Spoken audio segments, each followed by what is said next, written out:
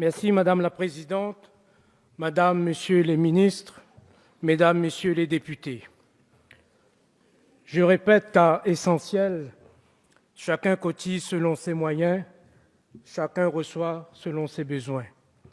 Et les recettes doivent s'adapter aux besoins et non l'inverse. Voilà l'essence même de la sécurité sociale adoptée à sa naissance en 1945. Et après le Code du travail, vous êtes en train de faire voler en éclats ce grand principe de solidarité nationale à travers le projet de loi de la sécurité sociale. Malgré vos démentis, il s'agit là d'un budget d'extrême rigueur qui ne porte pas son vrai nom et cela ressemble étrangement à une réforme masquée de la sécurité sociale. Aussi, devant la gravité des choix, je m'interroge. La France, bateau fou, où donc l'équipage du capitaine Macron veut nous emmener? Où est passée la fraternité? Quelle France êtes-vous en train de dessiner? Servir les riches en totochant les plus pauvres, voilà votre ligne idéologique.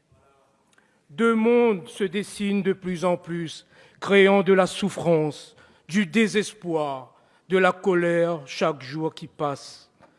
Vous ne travaillez pour que le premier monde, celui de l'argent, le monde d'en haut.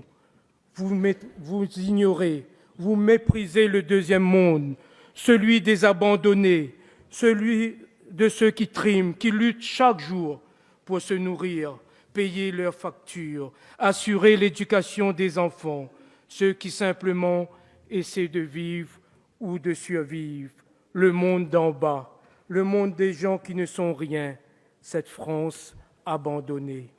La France d'en haut, vos amis, la France d'en bas, les autres. Une France de plus en plus poussée par votre politique au sous-sol de l'échelle sociale. Pauvres de nous qui ne sommes rien à vos yeux. Chacune de vos actions va dans ce sens. C'est la baisse de la prestation d'aide aux jeunes enfants. C'est la réforme des aides au logement. C'est la chasse aux présumés fraudeurs aux prestations sociales. C'est l'augmentation de la CSG contre les retraités. Par contre, dans la loi de moralisation, vous avez décidé, le 9 août dernier, de supprimer la CSG pour les députés et les sénateurs. Où est la justice?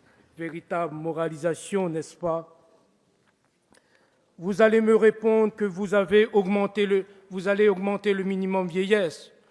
Votre analyse est tronquée. En fait, ce n'est que l'antichambre du maintien volontaire d'un grand nombre de nos concitoyens en dessous du seuil de pauvreté. Pour masquer ces coups bas, vous parlez d'augmentation du pouvoir d'achat et de jours meilleurs sur le plan de l'emploi. Nous ne sommes pas dupes, cela ne viendra pas sous votre règne. Car votre méthode pour reconstruire une nouvelle France est mauvaise. Au motif de réformer, vous enlevez l'échelle avant de construire l'escalier. Vous injectez du poison, celui du malheur social, avec la promesse que vous allez trouver l'antidote, manifestement de la tromperie, de l'abus de faiblesse. Face à cela, notre groupe La France Insoumise proposera des amendements sans trop nous faire d'illusions, hélas. Mais nous insisterons, car nous considérons que tout citoyen a sa place dans cette société et personne ne peut être laissé sur le bord du chemin. La richesse, vous savez où la trouver pour une meilleure répartition, pour donner du bien-être aux gens, mais encore faut-il que vous la vouliez.